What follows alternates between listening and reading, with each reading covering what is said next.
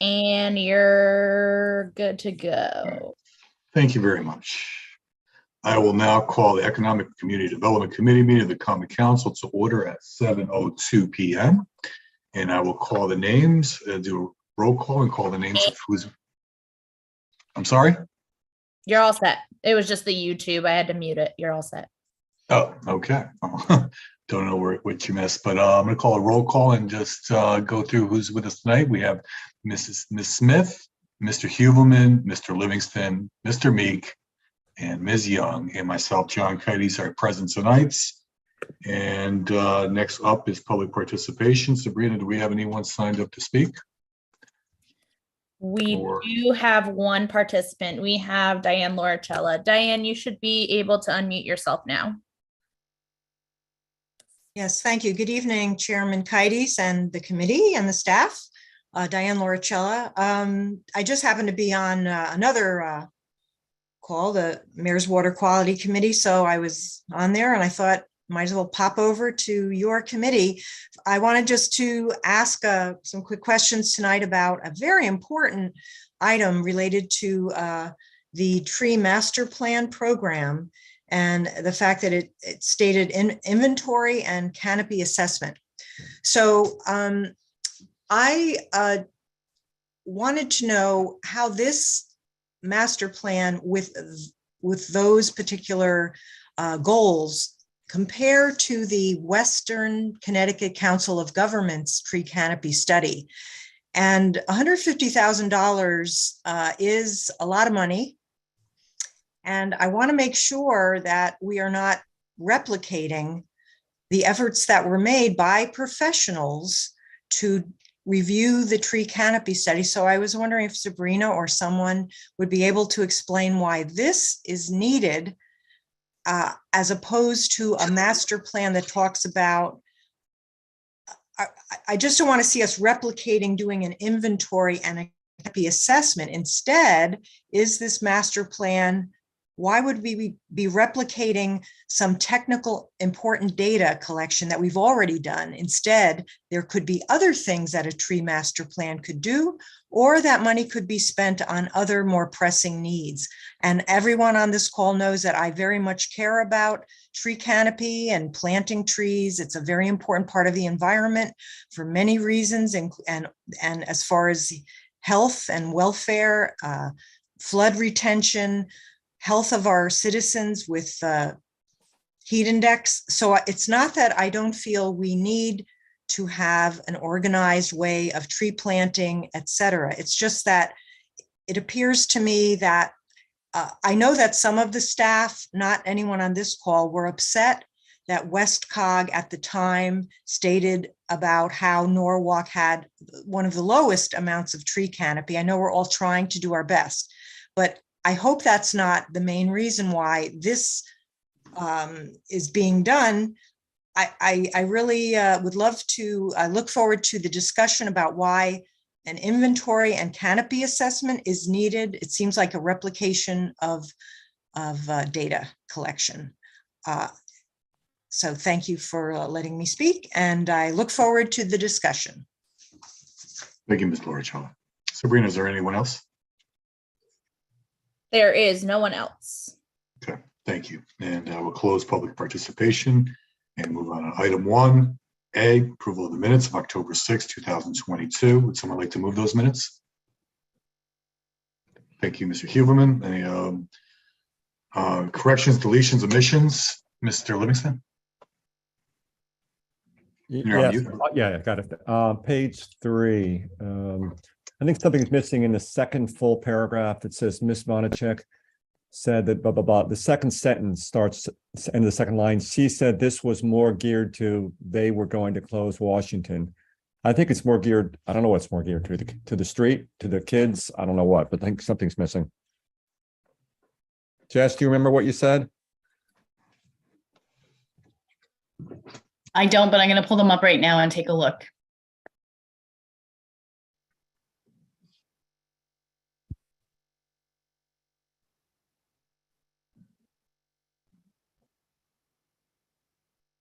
There was a difference between the the 50 Washington Street versus the Wall Street celebrations.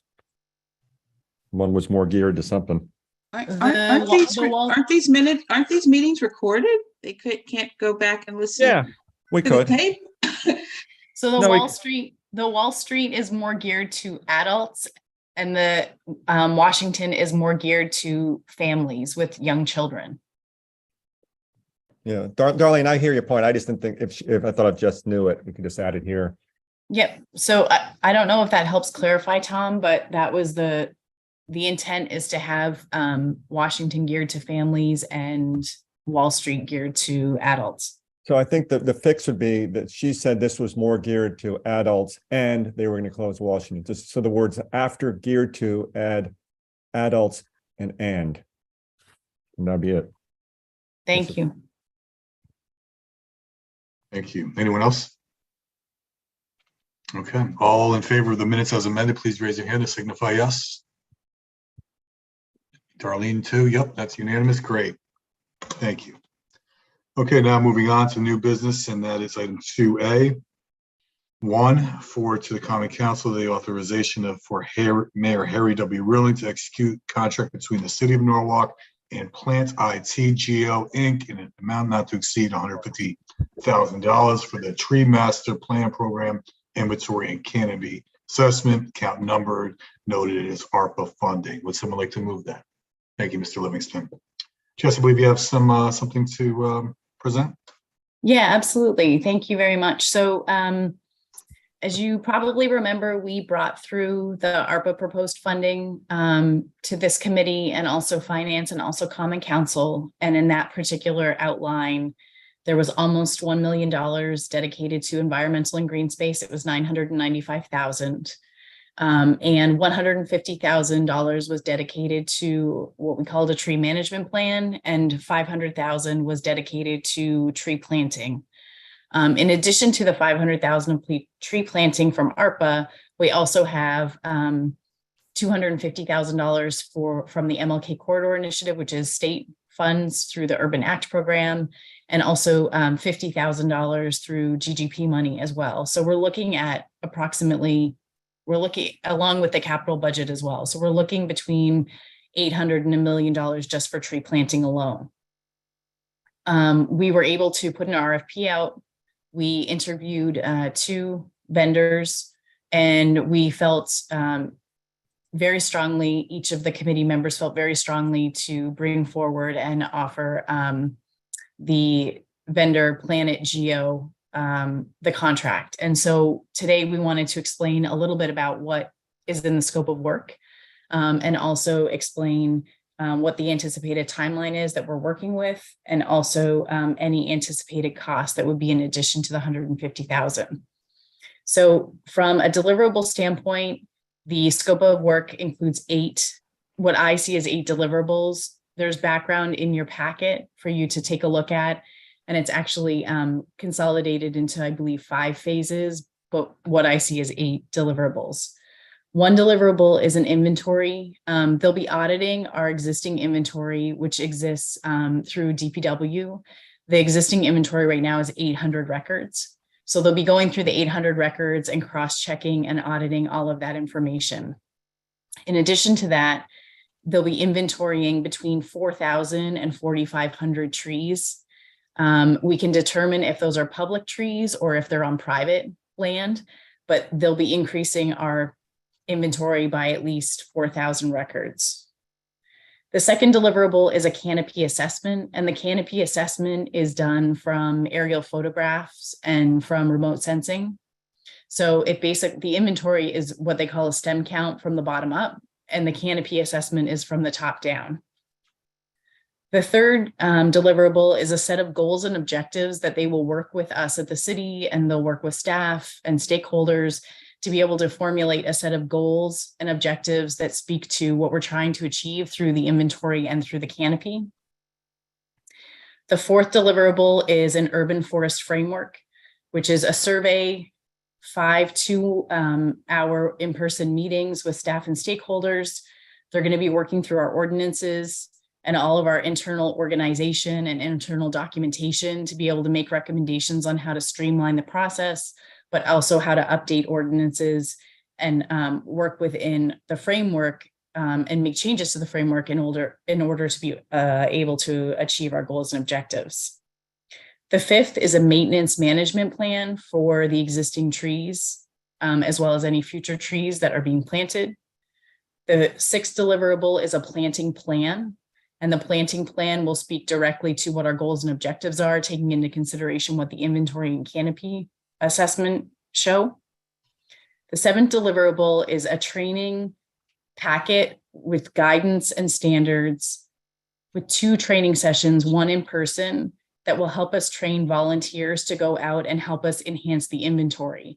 So the idea is that they'll do an in-person training with a follow-up through Zoom and produce a guide that will help us work with the volunteers here in the city to go out and actually inventory the trees to help reduce costs in the long term for trying to inventory our remaining trees.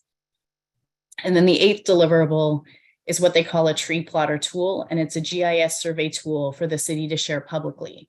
So all of the data that is collected through the project will be saved in what they're calling a tree plotter software. It shows what the tree is, all of the variables that are in the inventory, and helps to also show canopy assessment as well. We will have access to the tree plotter tool and the canopy tool until the end of December 2023. The timing for this particular project, which is really key for us, is that we would start immediately if approved, and we would end up having the planting plan completed by the end of April 2023. And I say it's key because that would actually allow us to plant in the spring and start to work towards that planting plan. And we would wrap up in June 2023. And by wrapping up, we would end up doing the voluntary training. We'd be able to get the guidelines pulled together and get the tree plotter up. So I mentioned the anticipated costs in addition to the $150,000. There are no anticipated costs for the actual work and the deliverables itself, the 8 that I just mentioned to you. What is additional is that between 2024 and 2026, if we were to keep the tree plotter tool and also the canopy tool up online and be using that to manage our inventory and be using that for the public, it's about $11,700 per year. So if we decide to keep the data in the tree plotter and in the canopy tool, then we would end up paying just less than $12,000 a year. If we decided not to use the tree plotter tool and the canopy tool, we can extract the data and we can take the data out and we can use it and we can put it into our own GIS system. So there's flexibility there if we decide not to do that. So one of the things that we wanted to make sure of is that if we decided to not move forward with a canopy plan, or excuse me, with a canopy tool or the tree inventory tool, how easy is it to extract the data and use it in our own system? And that is the case. Just as it is the case that they're able to take our 800 records for our trees that we have currently from our GIS, and they're able to put that into their system and grow the inventory of at least 4,000 trees in addition to the 800 from what we're giving them. So the data is transferable, which is a big piece. And I'm happy to take any questions on the contract or on the scope of work that you may have. Tom? Yeah, thank you. Jess, this is great. So how did they come up with the 4,000 number? So we have a cap of $150,000. So basically the way that we did it was I looked at all of their costs that were associated to each piece of their proposal. And they wanted to they gave us a price per stem of the inventory. And so what I did on our end is I looked to see what would fit within our budget in order to be able to use. And so we would be able to fit around 4,000 into our particular budget, but they included 4,000 to 4,500 because if some of the trees will be able, some of the trees might be easier to be able to inventory rather than others. So we really, the answer is we backed into that number, Tom, based on the 150. Yeah, I'm just wondering, so like if you put like Cranberry Park, you're gonna throw a whole bunch of trees in that, but I don't know if that really gets us all the information we really want, right? Right. And I think we need to I think there are probably lots of questions, but in my mind, there are two questions when it comes to the 4,000 to 4,500 trees. One is, are we interested in the urban core versus the suburbs? And do we want to take a sample from each and then extrapolate the data? That's one. Or, and the other question is what ratio do we want public tree to private tree? So if it's a public tree, we can collect a lot more information on it a lot easier. If it's a private tree, we would need to be able to sort of view the tree from a distance and be able to inventory it in some way. We could take the biggest question that I had for the team was, does this number get you enough information to be able to extrapolate data as a sample, right? So is this sample large enough for you to extrapolate data and have confidence in your canopy assessment and in your inventory? And does it give you enough information to be able to build a management plan and a planting plan? And their answer was yes, that they believe that this is more than enough information for them to move forward with. Yeah, that's the key question, right? Yeah, I think it's so critical to get the right amount of data because that's what everything else is based on, right? Yeah. So, yeah. All right. Well, this is great, as I said, and I think it would really be helpful to have a real plan moving forward. So thank you for doing this. Thank you. Barbara? Yeah, I think you might have said something about this, but how difficult would it be to transfer the GIS from the plotting and from the plotting tool to our own, because I've seen our current GIS, Paul's done such a really good job with that. Paul Sotnick, and he's very excited about it. And he's done a good job. So how difficult is it to transfer that data to what we currently have? It's not difficult at all. So the way in which the geographic information systems work and the software works is that it's driven by a database which is a DBF file, but it actually looks like an Excel spreadsheet. So it's an advanced Excel spreadsheet. And the way that it shows up on the map is that there are two columns. This is way too technical, and I apologize. I get excited about this stuff. So there are two columns, and they both basically reference the location. So it's a long and a lat column. So each of the dots that you see on a map is one record, one line in the Excel spreadsheet, and it includes two columns that is a location information. So with the existing database that we have and the existing work that Paul did, we basically extracted what is equivalent to the Excel file that has all the location data connected to each of the records, which is each of the trees, and they're able to put it into their tool. And alternatively, they can take it out of their tool and save it as an Excel file, and we can put it back into our system. So they're really transferable from what I can see. Awesome. Anyone else? Mr. Huberman. Thank you, Chairman Kites. Jess, I think this is great. I'm excited for this, and I didn't realize that it was dovetailing into the work that Paul has done, which I think is important because Paul's worked so hard that this is just building and helping him for all of this. Does the plotting work that's done from this, is it transferable into a 3D environment also? Are we able to look at through the GIS stuff, able to plot 3D and see areas of the city, or is that outside the realm of what we have here? Yeah, so the tool, so it's all Esri based, which Esri is a geographic information system software. Mm-hmm. Esri has a whole bunch of different, basically Esri acts as like a suite. So just like Microsoft, Microsoft has Excel and Word and PowerPoint and Access. Esri acts as an overarching umbrella that is a software package, and there are different tools in Esri to be able to do different things. So Esri has a plugin that basically allows you to have a 3D viewer. That's not something that I don't think we have that in City Hall. I can't really speak. I would have to ask IT about it, but they do have something called a 3D viewer where you could potentially put information in and have a view. And so you could do that. The other thing that we could do is that we might be able to actually put a column in with a variable that has a link to Google Earth, where you are then dropped as the person on the road in Google Earth that gives you the view of the tree. So we could potentially explore something like that, which would probably be a little bit more time consuming, but would be exponentially less cost, because I think the 3D viewer is actually quite expensive. Great, thank you. Very excited about this. Thanks.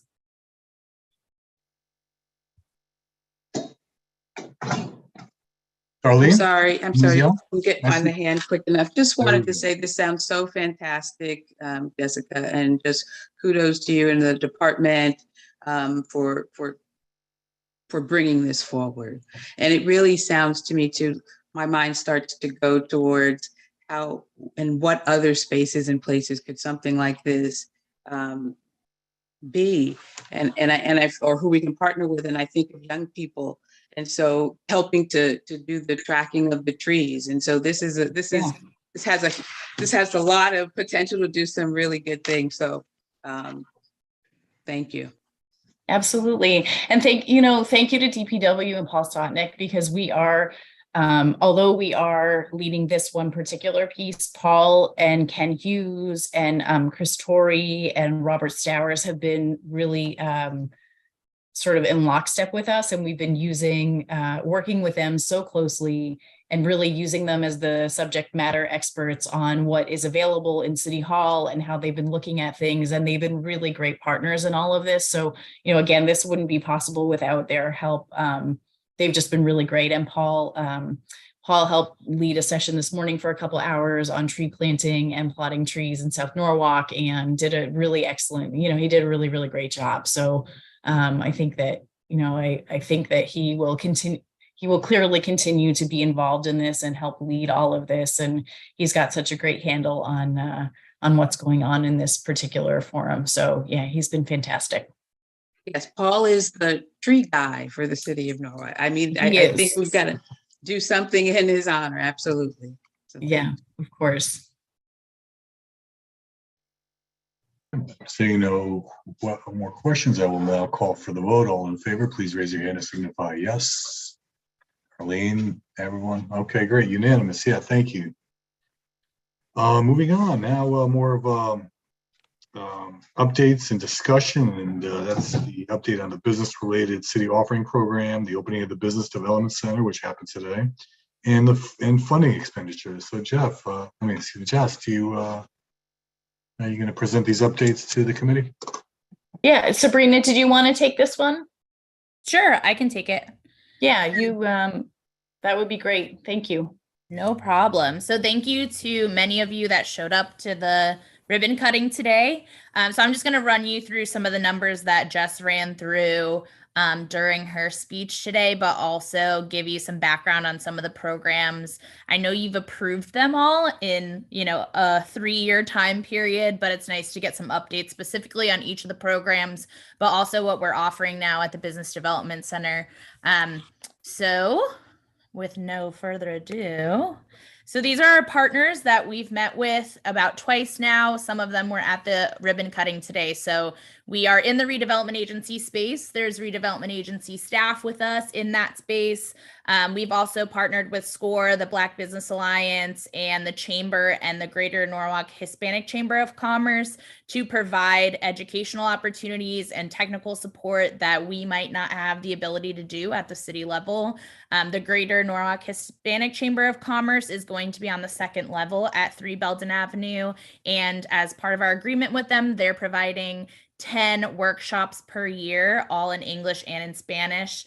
If you asked me to provide a workshop in Spanish, I wouldn't be able to do that for you. So it's really great that we have this resource at right at the Business Development Center with us. So we're really proud of all of our partners, and we're really grateful that we're able to have all of us come together, not only in a physical space and to be able to have these people around us and partnering with us on our programs, but also to have a really cohesive network in the city of Norwalk that goes all the way up to the state level. So here's a little bit about what we offer. So at the center, we're going to be offering access to capital. So those are all of our financial programs that we have available, free support and marketing. So that's the Visit Norwalk site, as well as the technical support of, I want to open a business, where do I start and where do I go, all the way to, I want to close my business. What do I have to do and how do I do that? We're also going to have educational opportunities, as I just mentioned, in both English and in Spanish, that will run the gamut from access to capital, marketing your business, HR related questions, tax related questions, writing a business plan, all of that fun stuff. And then lastly, we'll have kind of partner connections. So the real goal is, if somebody walks in the door, if we can't help them, we can point them in the direction of somebody who can. A lot of this is also about comfortability. Somebody who's a women or minority owned business owner might be more comfortable speaking to somebody that we don't necessarily have on staff, but that we have in our partner pool. So it's really great to have all of these assets together in one place. So we'll go to the access to capital first. So we'll run through the programs that we've done over the past 3 years since 2019, and kind of how those are growing over time. So these are just an outlay of all the programs we've offered. So since 2019, our first program was the Small Business in Main Streets program. I'll get a little bit more into how we use that funding to really support our businesses and the community as a whole. Kiva, which you guys are well versed in at this point in time, we just approved that program. The Storefront Improvement Program, which again started in 2019, but we've been running that program through the Small Business in Main Streets program capital expense for the past 3 years. The Norwalk Innovation Initiative, which is a newer initiative. We did a kind of kickstart of this with the Chamber of Commerce that was paired with their Educational Small Business Development Academy. People who successfully completed that program went to a Shark Tank type of activity. Those who were chosen were receiving grants for the city for $5,000 to assist with their startup fees. We have the COVID-19 assistance grants, which I'm sure y'all are very familiar with as well. The first round of funding came from the Small Business in Main Streets program, with a special appropriation to increase that funding to assist our businesses to stay open and deal with COVID mitigation. We did another round of that with ARPA funding, and we have 2 more coming up in January, and then the following January will be the 4th and final round of that funding. And then what we all know, which is the Visit Norwalk site, and I'll also get into the Norwalk for Business site, which we actually just launched November 1st. So here's just a few pictures of our Small Business in Main Streets program. We were able to provide new trash cans. We were able to provide neighborhood banners. This supported the outdoor dining and the holiday decorations that we had on Washington Street as well. And then we have the Storefront Improvement Program that falls into that breadth as well. So the Storefront Improvement Program, we actually just changed the guidelines to support business owners a little bit more. So when this program launched, it was a 50% match. So if you were getting $20,000 of a project, we would pay $10,000 and you would pay $10,000.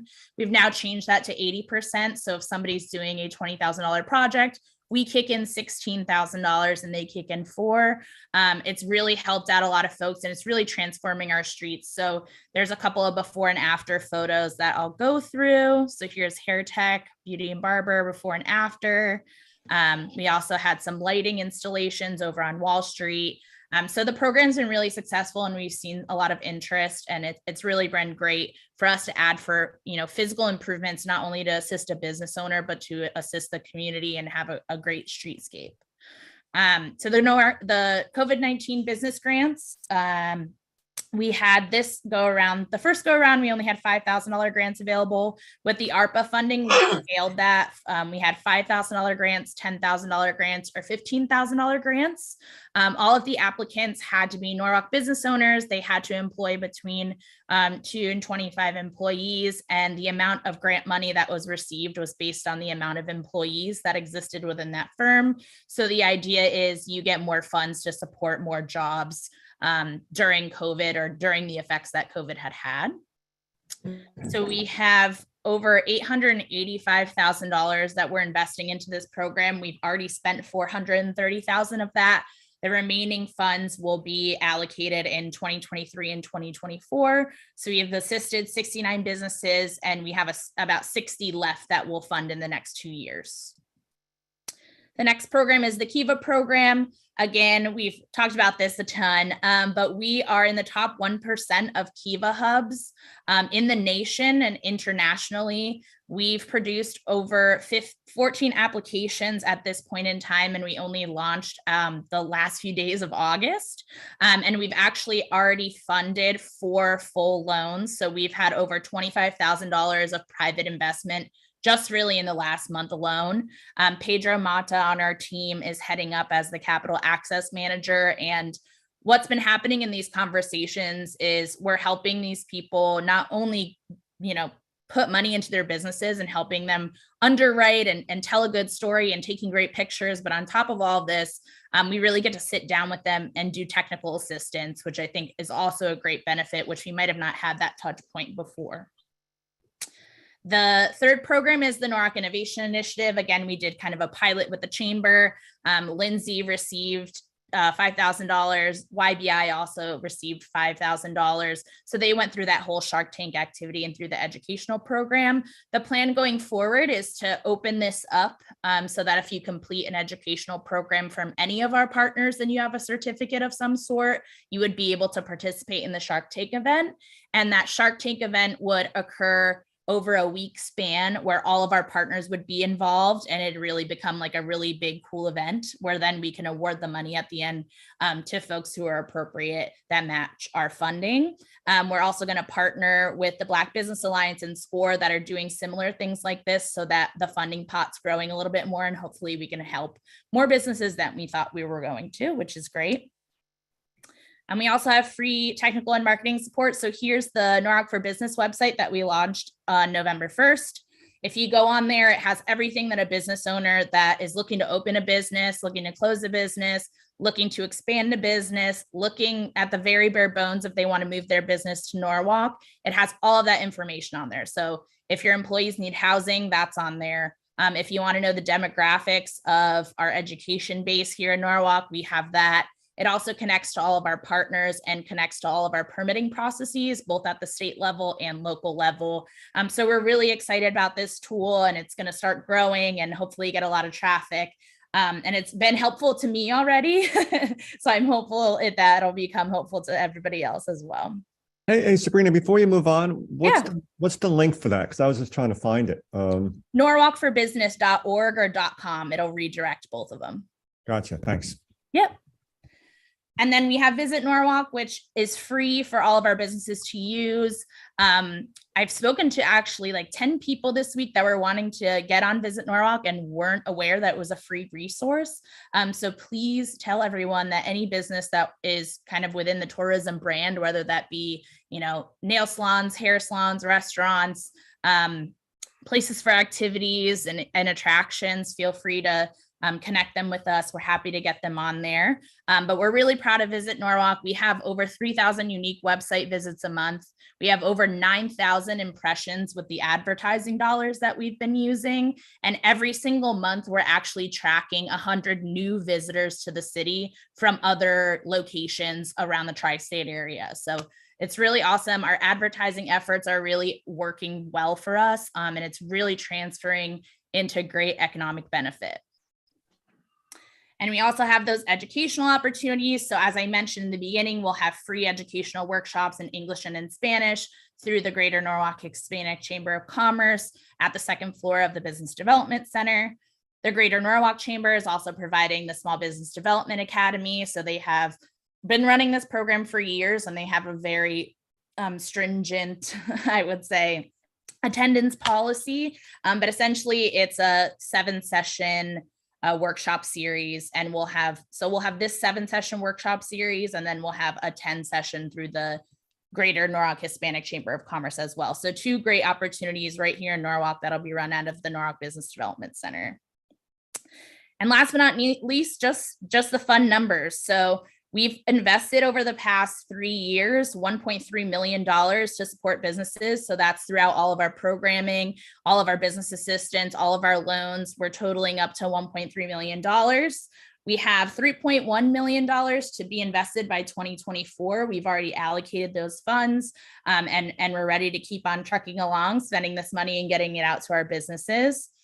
This is just a graph to show that from 2018 to now, how we've increased our spending towards businesses. Obviously, when you see 2022, we have the ARPA dollars, but here, through the council and through the support of you guys and the mayor, we've really, trended upwards to really have funds supporting our businesses over the years. So we're really proud to keep that trend going. So we've assisted over 80 businesses to date with funding. We've spoken to over 450 businesses over the last 3 years since 2019. And we're projected to, obviously speak to even more businesses now that we have a centralized location to meet folks and be in the neighborhood. But we're also projecting to assist over 250 businesses with finances by 2024. And a really cool, important point, over 75% of the businesses that we've assisted thus far have been minority or women-owned entrepreneurs or businesses. So what's great is that we had a reserve for all of our programs for women and minority-owned businesses, but we've met and exceeded those reserves. Our reserves were only for a third of funding, but we're 75%. So we've surpassed what our reserves were, which is really great. And the money's getting to exactly who we want it to go to. So that's it for me. If you have any questions, I'm happy to answer them. Again, you can come visit us at 3 Belden Avenue now. We're open, but we also have that norwalkforbusiness.org site that has a ton of information about Norwalk and how to open a business and all that fun stuff. So thanks for listening to me ramble, and I will answer any questions you guys have.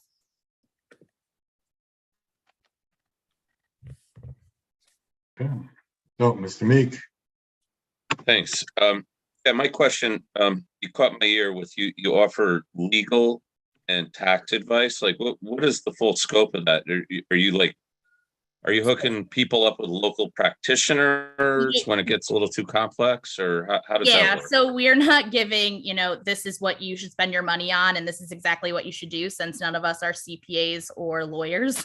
So we would give connections to local institutions that are providing that service to those connections to lawyers. Like SCORE connects people actually to those professionals that work pro bono. So we have those connections through our network. But as city staff, we wouldn't be doing that. So how are you building that network? Are you leveraging like Chamber of Commerce, or can say a practitioner just come into your spot and say, hey, if somebody needs legal advice, here's my shingle? Yeah, so we've been doing a little bit of both. So I've had people reach out to me to be that asset for folks, but also the Chamber has great resources and members that are available. SCORE has great resources and members who have helped be mentors through SCORE that have that information and have that expertise as well. So it's more making the partnership and making that bridge. Okay, thanks, Sabrina. Yep. David. Thank you, Chairman Kites. I just want to say I was there today. It's amazing. It's wonderful what you guys have done. And I just want to say to you, Sabrina and Jessica, thank you for the work that you guys have put in on this over this number of years, and the just seeing the fruits of that, and the two entrepreneurs that were there today who benefited from the Kiva program. It was great to meet them. It's exciting what they're doing. And, I've said this before, I'll say it again. I want to see Norwalk. I would love to see Norwalk become just the small business capital of Connecticut, of the Northeast. I think that we have the potential to do that. And we have such amazing resources, both professionally and human resources here, that I think we are now really taking advantage of. And it's your stewardship, and Jessica, your stewardship, and I would just want to say thank you for that work. Oh, thank you so much. Thank you guys as well. None of this happens without you guys. Tom. Yes, thanks. So just two things. One, echo David's comments. It was really amazing today. And what I find particularly great is that you guys are proactive in this. And it's not just sitting around waiting for businesses to come here, but you're encouraging them and encouraging residents to set up businesses and to grow our city that way. And I think it's really terrific. And thank you, Sabrina and Jessica, for all your hard work there. I just want to I'd also add something to what Brian said. I have worked in places before where I know law firms like to get involved, and they usually have point people. And I know there's some firms in Stanford that I'm sure would be interested in helping and being sort of on retainer, if you will. They don't charge for the work. They really do it to try and get involved in these businesses when they start. But I could put you in touch with some if that helps later on. Awesome. Any connections you have would be greatly appreciated. It'd be great. Barbara? Yeah, I'd just like to chime in with my thanks for the work that you have done, Sabrina and Jessica. Just such creative and forward thinking. And, what I have seen since I've been on this council in the past 5 years has just been extraordinary growth. And so just wanted to add my thanks. Thanks. Appreciate it. And I concur. Great stuff. A lot of hard work, and it's paying off. Thank All you. right. I guess I could not be, I can't go without, pulling up the rear and saying, ditto on everything that's been said and more. And there's more to come. And that's what's even more exciting. So thank you. Thank you. Jess, you mind giving us a quick update on what's coming up in the near future for the committee? No, not at all. So we've talked a little bit about the LDA coming forward from the term sheet that was discussed. So we anticipate that will come through probably in, I was going to say November, but we're already in November, in December. And then after that, we will be bringing forward Webster Street lot. So I know that those are two, those are all of the things that we've been talking about are all exciting milestones and moving forward with what we've talked about for ARPA, but from a citywide standpoint and an impact from a citywide standpoint, from the development perspective, it'll be great to talk to you about that LDA when it comes to 1517 Chestnut and also the Webster Street lot, and those are to come. And I know you guys have been really patient in waiting for those topics to come forward. But we're really eager to get them in front of you, and just want to make sure that they are where they should be in order to be able to present. So definitely to come in the next couple months. And I was talking to Chairman Kites about it, and I think that the next couple of agendas will be pretty heavy in content when it comes to those two. Thank you, Jess. Okay, I guess on that note, I will call for the motion to adjourn. Someone like to move? Thank you, Barbara. All in favor? Good night, and have a great, beautiful, warm Evening. evening.